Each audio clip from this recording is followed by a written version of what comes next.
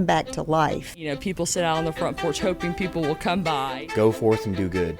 It's insane. I have the most understanding wife in the world. I treat everybody the same thing. Oh, that's the other thing I love about Marietta. It's like a melting pot. You are listening to Marietta Stories.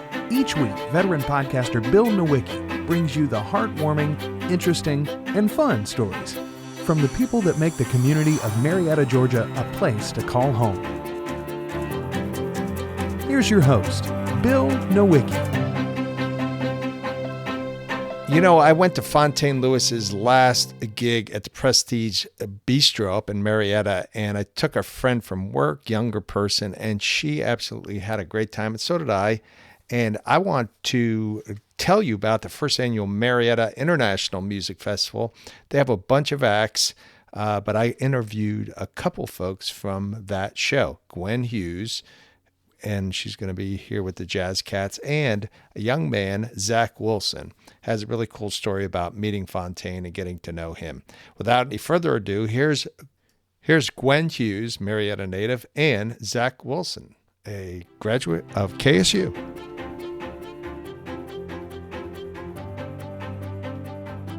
Hey everybody, welcome to Marietta Stories Podcast. I have Gwen Hughes here, and the name of your band is what, Gwen? Gwen Hughes and the Jazz Cats. And they're coming to Marietta July 17th, 3:30 to 4:30. They're part of the big Fontaine Lewis's Marietta Jazz and Jokes Music Festival. Yeah, I'm excited. I think he's calling it the International Music Festival. International. Gwen, tell me your story, a little bit of your story. How did you get involved in what you do? I'm a Marietta native. Really? Yeah, I graduated from George Walton Comprehensive High School in 1981, and I live very close to the area even now. This is just awesome. It's kind of like a homecoming. But I've been performing in Atlanta for, about 35 years. What brought me to where I am is probably the general performer need for attention. Mm-hmm. But why I ended up in bands is I started in musical theater, and that just never was that satisfying. Mm. Once I gigged with a band, and especially a jazz band, which I can trace back to Cafe 290 in the 80s, when they used to have Sunday jazz jams. And Gary Harris, who's also on the bill with this festival, ran the jazz jam on Sundays. Oh, yeah. After that. Saxophone player. The best. Mm-hmm. The best. He and my husband, who's going to play drums in the band, actually were roommates overseas for the Montreux and North Sea Jazz Festival from Redan High School. It's so great. Once I sat in with bands, I was like, this is where it's at. Just the interplay, just the way everything is kind of an adventure and unknown when you start a song versus when you finish it. That just really satisfied something in me that likes to learn new things and likes to be challenged. And jazz really has fed that my whole life, even though I would say definitely not a straight ahead jazz artist at all. You like the structure. I like the sensibility of jazz, but I'm really a pop artist that sings jazz, and my songs that I write are very jazz influenced. Mm-hmm. You know, my first huge, amazing thing was the Beatles. They weren't improvisational artists necessarily, but they definitely approached recording and songwriting with a sense of adventure that I think their stuff is cinematic to me. And a really great jazz performance and recording also tells a story just without words. Yeah. The great players like Dexter Gordon, the people that I love, Ben Webster, just really speak to me. Mm-hmm. Tell me a story. Don't just stand there and sing. Well, I interviewed Brandon Temple, who was here, drummer. He's a drummer, and he said that sometimes magical things happen in jazz when you bring people together and they just become like one for that instant, that song or that period of time. Yeah. Wynton Marsalis says jazz is really emblematic of American democracy or what we want it to be. It's a truly democratic moment where everybody is listening to each other and saying yes and supporting each other, and then maybe compromising and going somewhere. And then if you don't participate in a democratic fashion, you're probably not going to be in the band. Short-lived. Those players get kicked out. So it's really just beautiful that way. I think that's what really appeals to me, is just the generosity of it. Right. When it's right. You said you got into a band. How did you evolve your kind of style and those type of things along the way? I always wanted to be a pop star. Mariah Carey, I remember when she first came out, was concurrent with me really starting to gig. And I was like, I want to do that. I want to be that. And I tried, but I kept coming back to something that was kind of in the more nostalgia, old school kind of feel. It just feels like home. And they're just the greatest songs ever written too. Is, the real book, and then it keeps being added to each year, but it's got to be a good song. I think that's why I ended up where I am.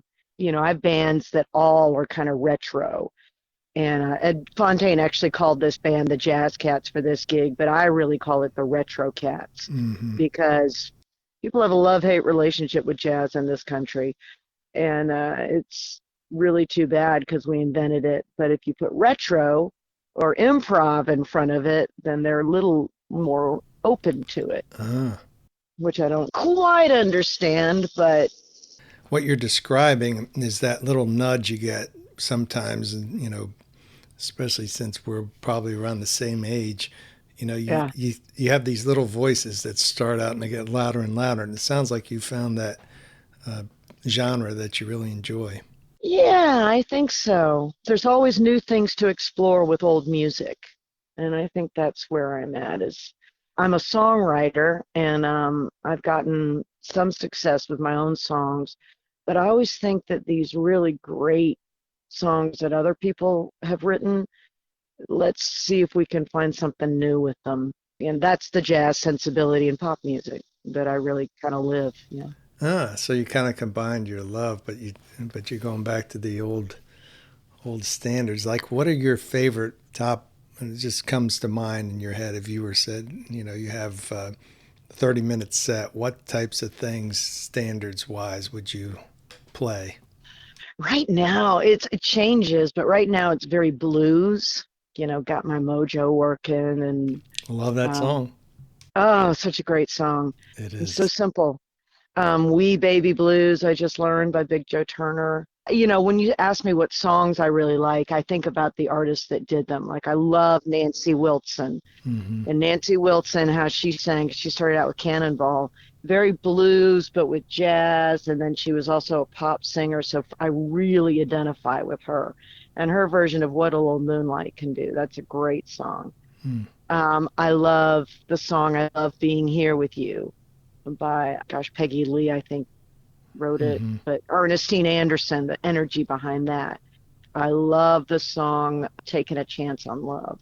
And then, a bossa nova of The Nearness of You. I never get tired of that song. Yeah, beautiful. But hey, I never also get tired of the song My Girl.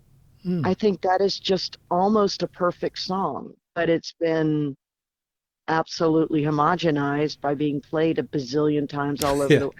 It's funny, I've toured in Europe for about 15 years, and I remember I was in Slovenia doing a gig. I have a band over there, and we were sitting backstage before we went on, and the band before us was playing My Girl, and the guitarist in the band turned to me, his name was Robbie, and he says, everywhere in the world, at some time, somebody is playing My Girl.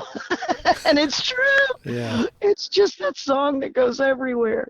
But it's a great song. So.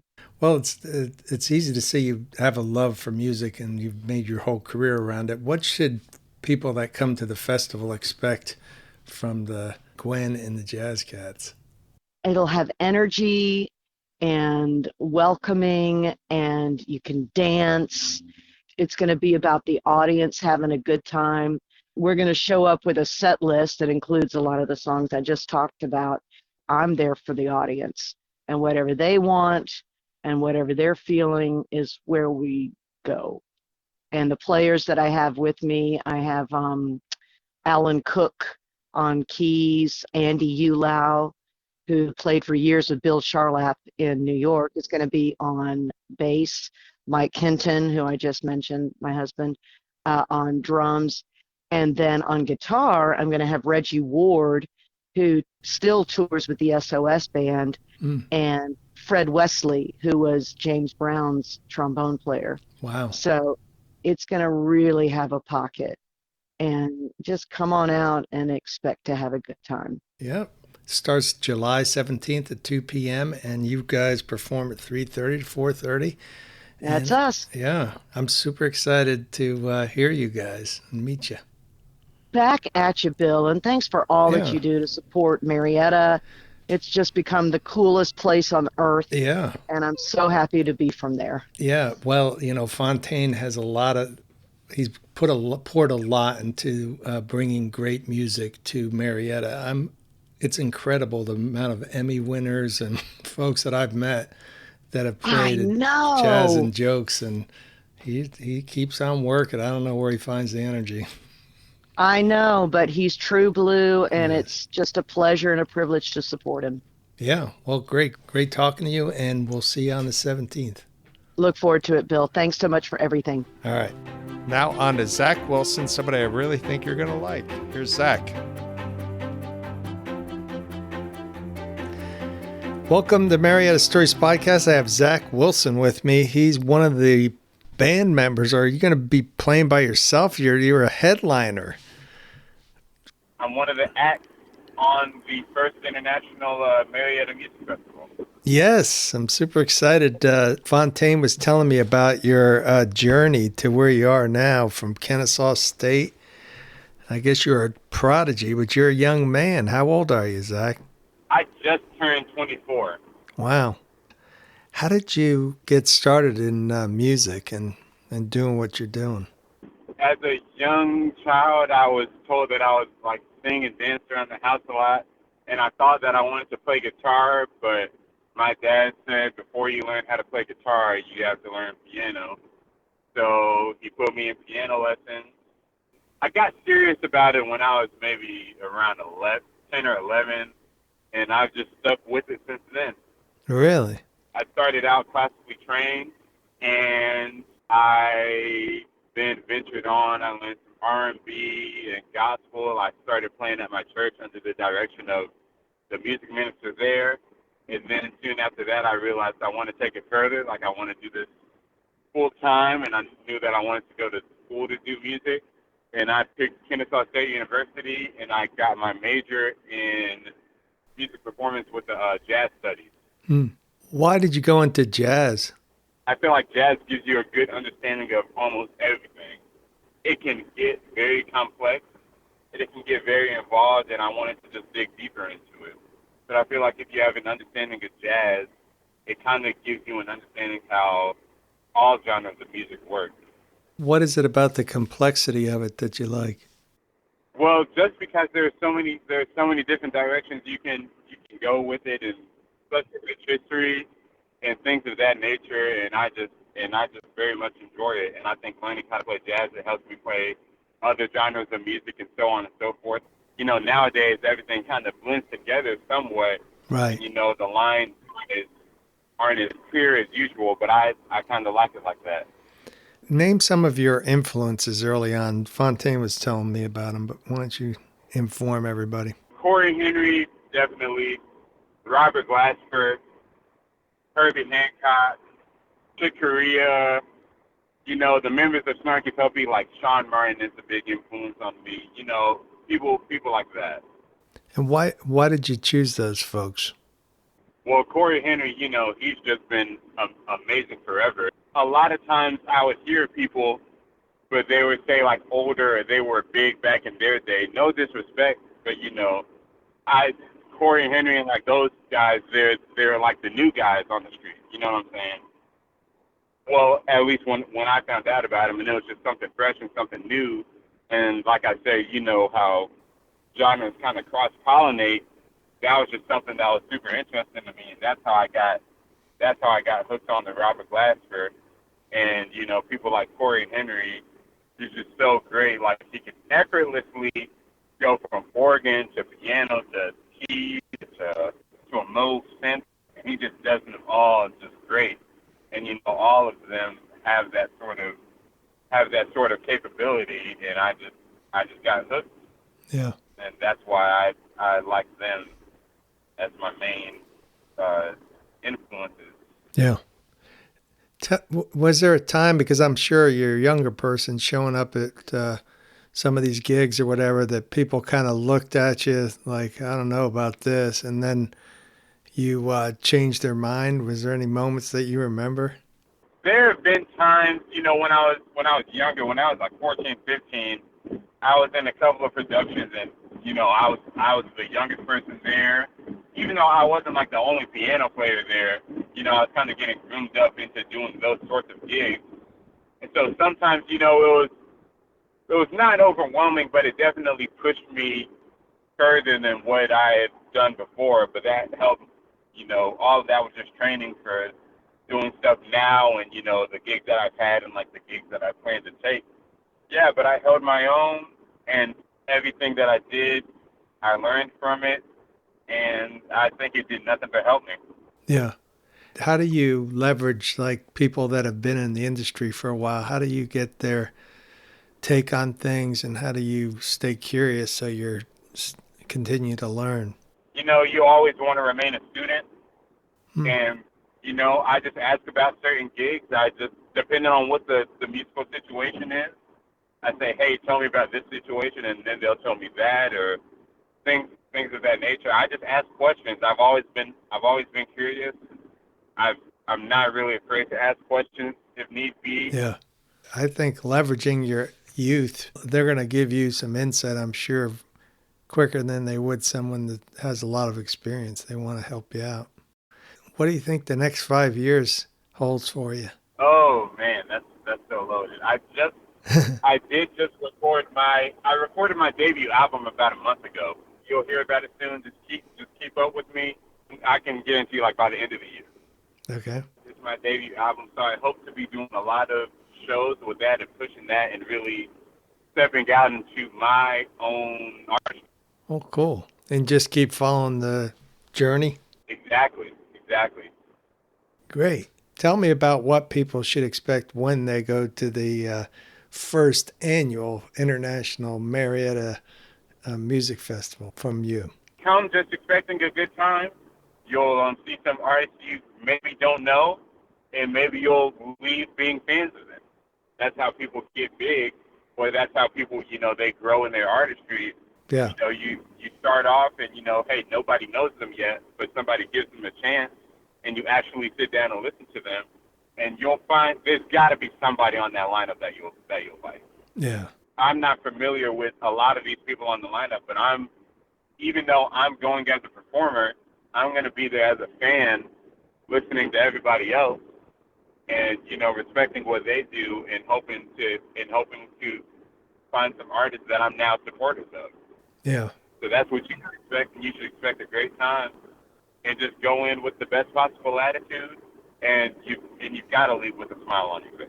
Yeah. Speaking of attitude, tell me what Fontaine Lewis has meant to you in your career so far. Fontaine is great people. I first came across Fontaine because Bill Lawrence of Snarky Puppy, his solo group, came to Kennesaw State University, and I was on the hunt for a discount student ticket.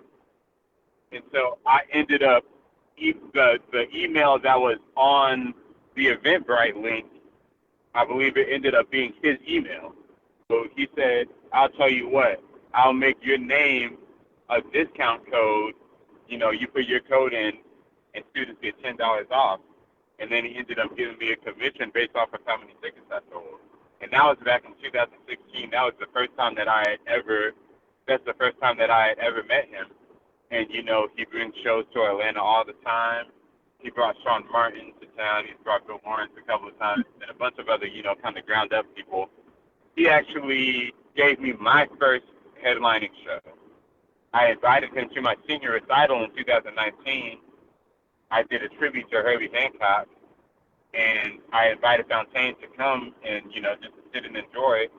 He decided to call me about a month later, and he said, hey, do you want to do the show as a celebration of my birthday and, like, the anniversary of Jazz and Jokes? And that was my first opportunity, and it was, like, a first sold-out show. So it was just, that's how I know Fontaine. And Fontaine has always been a supporter of me. We check in all the time. We see each other at concerts. I ask him how he's doing. He asks me how I'm doing, and we keep up with each other. And so, yeah, that's how I know Fontaine. And he's just, just a great guy.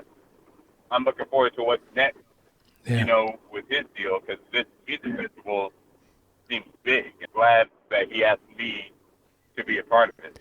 Yeah, I'm kind of surprised the quality of the people he gets to these different concerts and festivals that he does. It's crazy. I very much enjoy it, and I very much respect him for it. And that's my people. It was a pleasure talking with you, Zach, and I look forward to seeing you on the 17th of July. Yes, sir. I will see you there. I think I play. I believe 6:30 to 7:30. All right. So come on out. It's gonna be a good time. I'm gonna be playing some songs you probably know, and then you might hear some stuff that'll be on the upcoming album. Great. Hey, Zach, so how can folks follow you on social media? Best way to keep up with me is on Instagram at ZachWKeyz. That's Zach W. Keys on Instagram. You can go to ZachWKeys.com and you can find me there. Great. I sure will. Thanks again, Zach. No problem. Appreciate you. All right. Thanks to Gwen Hughes and Zach Wilson for that interview. Check out first annual Marietta International Music Festival. The link will be in the show notes. It's on Eventbrite. And thank you for listening. Subscribe to the show. Tell a couple of friends about Marietta Stored Podcast. And we have a very exciting upcoming season 6 that you're going to really enjoy.